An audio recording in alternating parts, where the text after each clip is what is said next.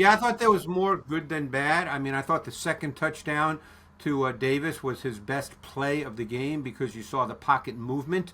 You saw him come, in a sense, through the pocket movement, go to a secondary or third receiver. It was a progression read. You're tuned in to the Ross Tucker Football Podcast, guiding your gridiron journey, none other than your host, former NFL lineman, Ross Tucker.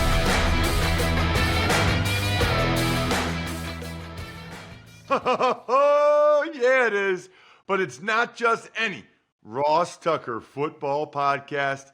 It is a teaching tutorial Thursday. It's also the last show of the week. That means Greg Cosell is in the house. Love, love, love me some Greg Cosell, who, by the way, is presented by Liquid Death. By far my favorite water and iced tea. Shout out, by the way, to the Philadelphia Eagles. They're now the official iced tea of the Eagles, so they have it at Lincoln Financial Field. So I'll have multiple Liquid Death, probably the peach iced tea on Saturday. Absolutely delicious. There's a lot to get to with Greg today, right? So we do have some major news to get to as it relates to James Cook and Shedeur Sanders. We'll get to that a little bit later on in the show.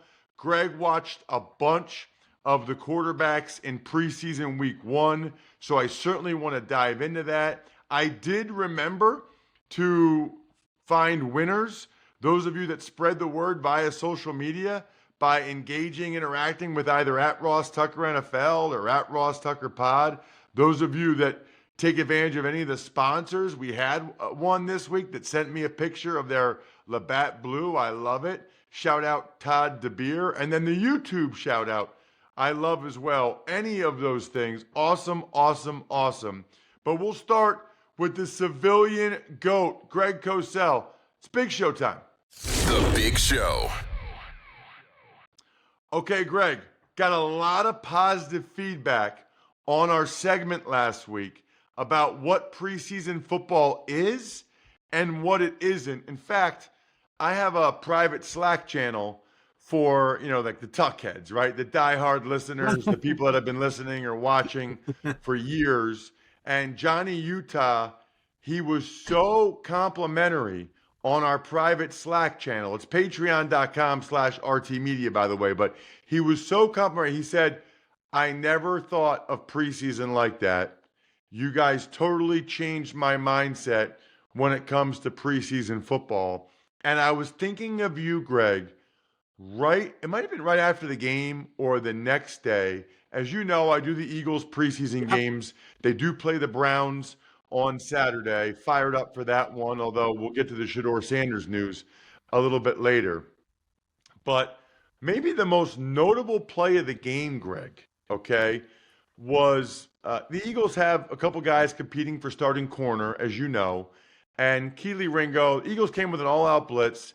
Kelee Ringo was playing way off for some reason, and then took a horrible angle to try to make a tackle on Jamar Chase, who scored easily. Yep. And after the game, Greg, I don't know if you saw this or not, but Vic Fangio said we were in a cover zero because we wanted to see how those guys reacted in that situation, how they played it. We wanted to put stress on them. He said, we're going against Joe Burrow and the Bengals, Jamar Chase. I would never be in a cover zero in that situation. And if you know Vic Fangio, he does not do that very often. He said, I would never be in a cover zero in that. I would never call cover zero in that situation. Greg, I felt like Fangio listened to the podcast or was verbalizing what we talked about last week. Here's a guy publicly stating he would never call that in that situation, but he wanted to see how Ringo and Adoree Jackson handled it. And that's what preseason and training camp, particularly joint practices, are all about. And there's Vic Fangio basically just stating what we spent, probably he stated it in 10 seconds, what we spent 3-4 minutes talking about last week. That's exactly right. That's what coaches do. He would never have called that in a game in that situation, but he wanted to see how his players would react. And that's basically what our conversation was last week, Ross. And that's why preseason, you have to somewhat take it with a grain of salt as far as I would say, media and fan evaluation, because they don't really know what is being asked of players. So here's what's interesting, Greg, and I want to get your thoughts on that. On the one hand, they would never do that because they probably wouldn't want to put Ringo in that situation, and they wouldn't want to do that against the Bengals. On the other hand, Greg, the fact that Ringo played it really poorly, that matters. You know what I mean? Of course. They were putting him in that situation. So on the one hand, they probably wouldn't do that in a game, so Ringo wouldn't look that bad. But they wanted to see how he would handle it. And I said this during the game, Greg, if you have a cover zero and you're the corner, you have to know that Joe Burrow is going to get the ball out quick. You can't have that much separation, that much cushion, that when he breaks off his route quickly, you're 4 yards away from the guy and you can't tackle him right away. You have to be anticipating it. And Ringo didn't. He wasn't. No, and also that speaks to one of the concerns that many had when Ringo came out of Georgia, which is why he was a 4th-round pick. Because if you noticed, obviously you did the game, and you do a great job, by the way. But the point is that when he then ran to the outside, first of all, it took him too many steps to stop, and because he has such stiffness in his core and his hips, he couldn't change direction. He couldn't transition and change direction to react to Chase when he cut back inside. So you saw two of the issues that Ringo had coming out of Georgia that will crop up if he's the starting corner opposite Quinyon Mitchell, which my sense is he may not be, but you just saw those things on tape. So it's interesting. Here's how I would describe it, Greg. We're not going to spend all this time on Ringo or whatever because there's other guys I want to get to, but I think it's very instructional. In my opinion, Greg, I'm curious to get your thoughts. I think you can usually have, as a player, as a starter, I think you can have one weakness, but the coaches can scheme around that and you can get away with that. Ringo, I'm not sure about his football intelligence. Yep. Right? Like knowing it's cover zero, knowing the ball's going to be out quick, and he's not that fluid in and out of his break or out of his back pedal. Yep. And I think, Greg, he could probably get away with one or the other. But if it's both, that's really hard. Because he can't make up for the lack of fluidity with his brain because he doesn't like Jeremiah Trotter Jr. is not a great athlete, but he makes up for it with how fast he processes, how smart he is. Right. Ringo, if you're deficient in two areas, it's really, really hard. Yeah, and the thing that is, just to make a larger, more general point, which is true of corners and wide receivers, and it's something that I look at when I watch college tape, and I'm not sure a lot of people think about this, it's how do they stop? When you watch receivers, for instance, if it takes them 4 or 5 steps in order to stop or to make a cut, that's too many. That's not going to work at the NFL level. If a corner playing, let's say, off coverage, reacting to a vertical stem, is taking 4 or 5 steps to stop and then react to, let's say, an out cut or an in-breaking cut, that's not going to fly. And Ringo, because he's so stiff, he really struggles to stop. And that's something that he really is going to have a hard time overcoming. Right, and yeah, it's a terrific point. Nobody ever talks about stop time. They talk about your 40 time. Right. Yeah. 6'2", 210, long arms and ran a 4.3. That sounds incredible, but that's not how you play the position. No, you're exactly right. All right, so let's move on. I do have to ask you about the quarterback in that game for the Eagles, Tanner McKee. I mean, Greg, and I said this multiple times during the game, all I've ever seen him do now is play well. And, we talk a lot, you do, about processing. He processes super fast. Yes. I mean, he knows where he wants to go with the ball, and it's out quickly. He's almost like, there aren't that many anymore that are Manning, Brady, Breeze types. And, of course, I'm not saying he's them or even close to them. I'm just saying that's how he wins. Right, but you could argue that he's a Jared Goff type.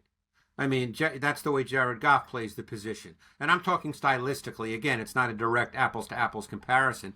And then you get into the larger discussion, Ross, of what people view the quarterback position to be. I mean, nowadays we think that you have to be a guy that can make plays outside of structure in order to be an effective NFL quarterback, and that's a debate, and it's a legitimate debate. But I think that when all's said and done, there's not one coach in the NFL that wouldn't say that you have to be able to drop back, hit your back foot, process, and the term I've always used, that I started using years ago because I think it's a little more descriptive, is eliminate and isolate, and be able to do that at the proper speed with the proper clarity based on the route concept versus the coverage. And that's something that is very innate to Tanner McKee. That's the way he's always played the position. That's the way he grew up playing the position. And he throws a really good ball. So again, he's not the Eagles starting quarterback, and but my guess is, and you've probably spoken to the organization, you do the games, but my guess is if he had to play, if Jalen Hurts had to miss some time, they would be pretty comfortable putting Tanner McKee out there. Yeah, and it's so interesting because he's such a different player than Hurts. Oh, totally. They're like the perfect example, Greg, that there's multiple ways to be really good quarterbacks in the NFL. Correct. Hurts has the running element. Hurts opens things up in the run game. Hurts throws a great deep ball. It's fascinating. It really is. There's some other guys I want to get to, but I love how McKee, Greg, if he sees single high, he is throwing it deep. He's throwing it to the outside. He's throwing to the outside. Joe Burrow's like that. There are quarterbacks that are like that. They see single high, and if they have plus splits with the receiver outside the numbers, that's where they're going with the football. It's amazing. And credit to his receivers, including Johnny Wilson, for making them right, for making the plays. How about Darius Cooper? That kid looked impressive. That kid really looked. I had to look him up. I mean, I'll be honest. I didn't know anything about him. I certainly didn't do him coming out of college. And then I went back after I watched the Eagles tape, believe it or not, and I watched all his plus 15 receptions from his last year in college, and he looked much thinner. He looked like, but he's quick. There's an explosiveness to him. You know better than I. I wonder if he's going to make the team. Yeah, I don't know. I mean, the secret's out now after what he did the other night. His body type's almost like a Deebo Samuel. He looks like a running back. I know. Yep. All right, so Greg, let's get to the most talked about quarterback who unfortunately doesn't look like he's going to play on Saturday, which really, really stinks for a lot of reasons.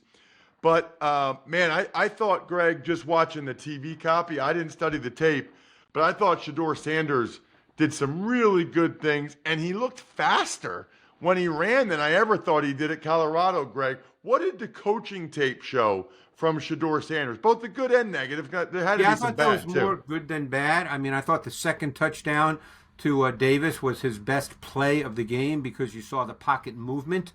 You saw him come, in a sense, through the pocket movement, go to a secondary or third receiver. It was a progression read. I love the fact on that play that he reset his throwing platform, meaning he reset his feet. He did not throw the ball off balance. And the way quarterbacks are taught is when you're throwing the ball closer to the front of the end zone, you throw it low. At the back of the end zone, you throw it high.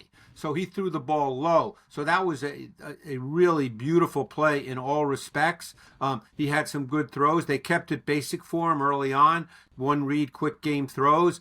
He missed a few where the throw was there and he looked at it and he just, for whatever reason, didn't see it the right way. I think if he were to play, and again, it's one preseason game, and that's all I'm responding to, by the way. I don't want people to think I'm defining his career. We have no idea what the future holds. But I think that his processing would have to become quicker if he were to play in an NFL game. But, overall, there was more good than bad.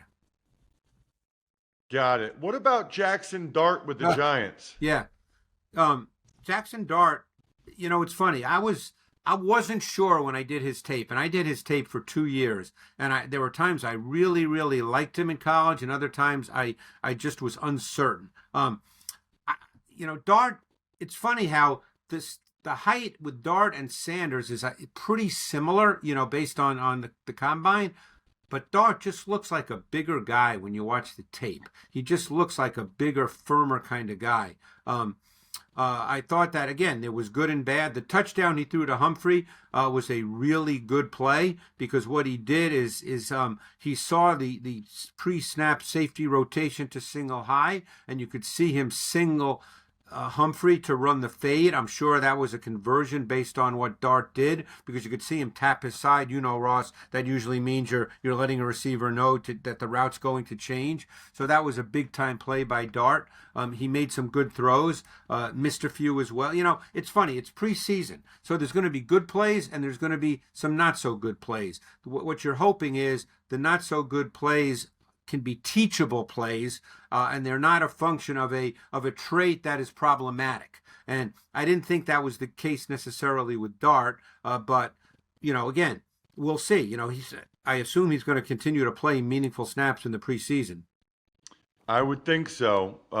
Yeah, I'd be surprised if he didn't. What about down in New Orleans? I know, you were one of the first people, Greg, during the pre-draft process to say that you thought the tape of Tyler Shough was the second best tape behind Cam Ward, who ended up being the number 1 overall pick. What did Tyler Shough do? It's interesting, Greg, because I saw the Jaxson Dart highlights. I saw Shedeur, and I did the McKee game. I didn't really see, I thought, I guess Shough was like these other guys, up and down, maybe started out down and then rallied. Well, it's interesting. They put him in a 2-minute situation at the end of the first half. And again, they did that intentionally. I'm sure they wanted to see how he would handle a 2-minute situation instead of just putting him in a quote-unquote normal game situation. And he was very controlled, very efficient. I hate to be cliched, but he took the throws that, quote-unquote, the defense gave him that were clean throws. He marched the Saints right into the red zone. He was very efficient and controlled in that drive. He threw that interception, which looked bad. It came on a speed out. Now, that's a timing throw. So you're hitting your back foot and you're throwing the ball. The only way you wouldn't throw it is if you truly believed that the corner was going to be a factor. Now, the corner did sit on the route a bit, but the receiver, Dante Pettis, he's been in the league with many teams. He drifted up the field, so he allowed the corner to undercut the throw.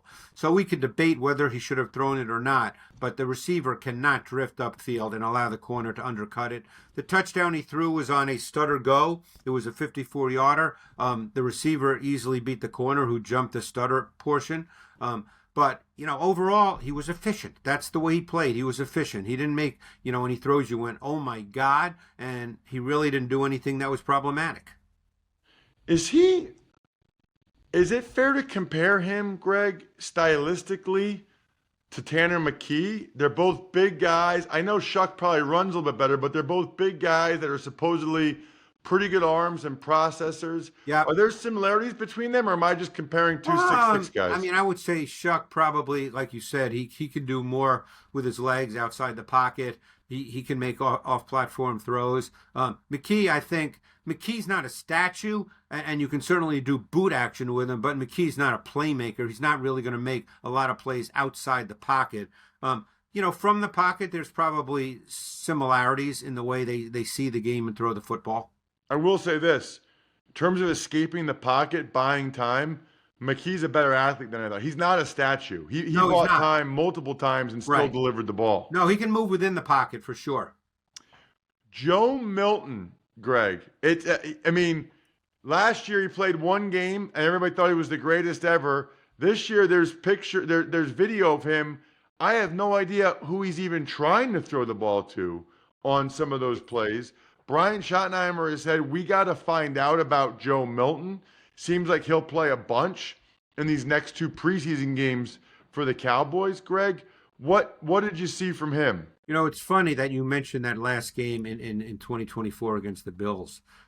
He looked like a higher level NFL quarterback in that game. I mean, he was disciplined in the pocket. He executed snap after snap. His ball placement was consistently precise. I mean, he made a couple of throws in that game outside of structure that if it was Patrick Mahomes doing that, we'd be talking about it for months. But then I watched the tape of the preseason game, and while he did have a couple of good throws at the very, very end of his time playing, for most of the game, you're right. I mean, he made throws, and it just it just seemed he was so scattershot.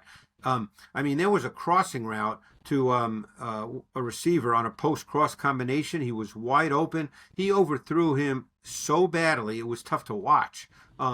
But he gives you a snapshot here and there, Ross, of everything you want. Arm strength, firm touch throws, precise ball location, progression reading. He can move for a big man. Every once in a while you see it and you stop and think, wow, if that's the way he can play with more consistency, there's really something there. But he just, in the preseason game, probably through 3/4 of his play, it was a tough watch. What about the guy that you've now been around multiple times because you went there for mini camp, you went there for training camp? Got to get your thoughts on Cam Ward. Yeah, he played 2 series. Again, and this is a great example of training of preseason and what you're looking to teach. On 3rd and 5 on the first possession, they had a clear first down route concept, and he went through his read way too fast and left the pocket and then threw it away. So there was a great example. He just went through things too fast. You'd have to ask him what he saw, but he went through it too fast. And then he came back on the second possession, and he made some really good throws. There was one play in particular that it was a 2nd and 9 on that second possession where I actually thought he read it correctly, and the corner I thought made a really, really good play, and it looked bad because the corner should have intercepted the ball and dropped it. And, if you're just watching it, it looked like, oh, what's he doing? But I looked at that play over and over and over again, and maybe I'm wrong, but I actually thought he read it correctly, and it became cover 2. It was late coverage rotation. It became cover 2 to the side of the field he threw it to, and the corner just got tremendous depth. Normally the corner doesn't sink with that much depth, but there was no threat in the flat for the corner, so he just got a ton of depth, and my guess is Ward did not expect that. So I thought he actually read it correctly, but maybe I'm wrong, but it looked bad. Already fired up for next week, Greg, and fired up for the announcement we'll be making as it relates to Greg Cosell in the next couple weeks. So make sure you're paying attention to this show and you're subscribing and you got notifications turned on, and make sure you get the email newsletter at rosstucker.com. That might be the first place we announce the news. Greg, you are the man. Thank you so much. Thanks, Ross. Appreciate it. All right, let's dive into the news. But first, football is officially back with these preseason games. I'm bringing you the tailgate must-have.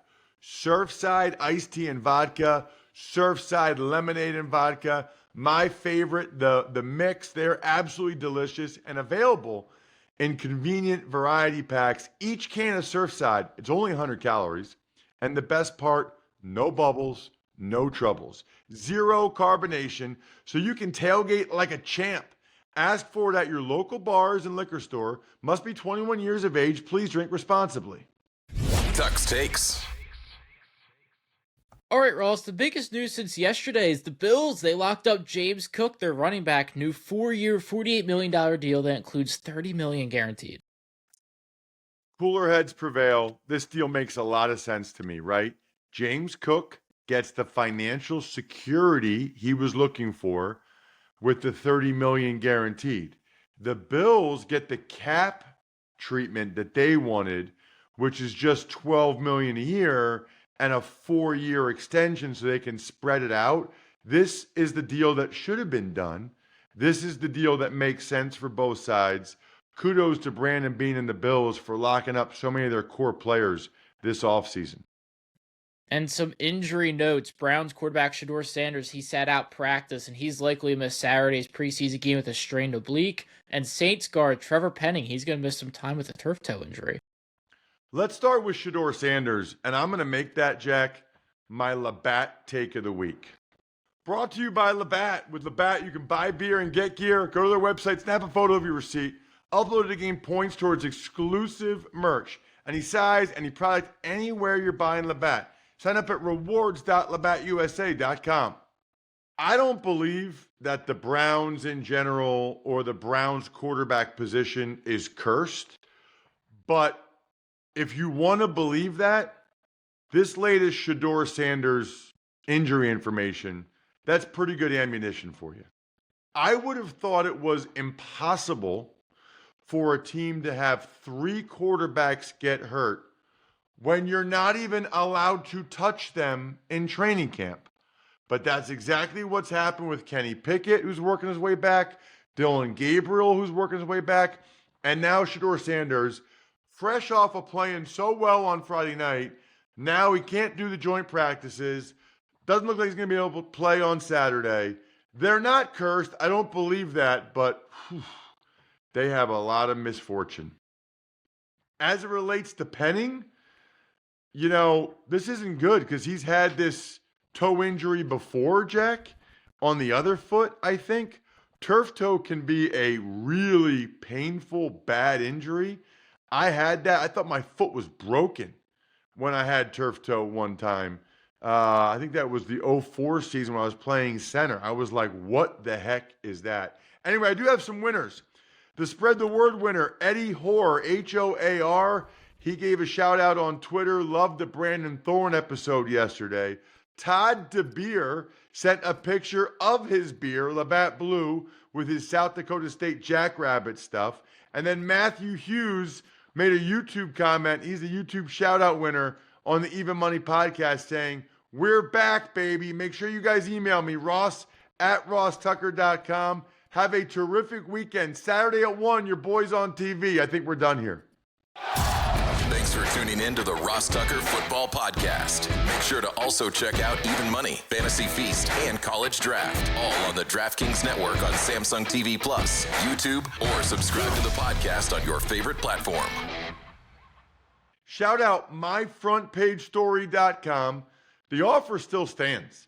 Lots of weddings in September and October means lots of anniversaries. Best anniversary gift ever for your significant other or your parents, myfrontpagestory.com, and you get a free autograph from me. You just got to make sure you send me the email, ross@rosstucker.com, so I know that you ordered it and you want the free autograph.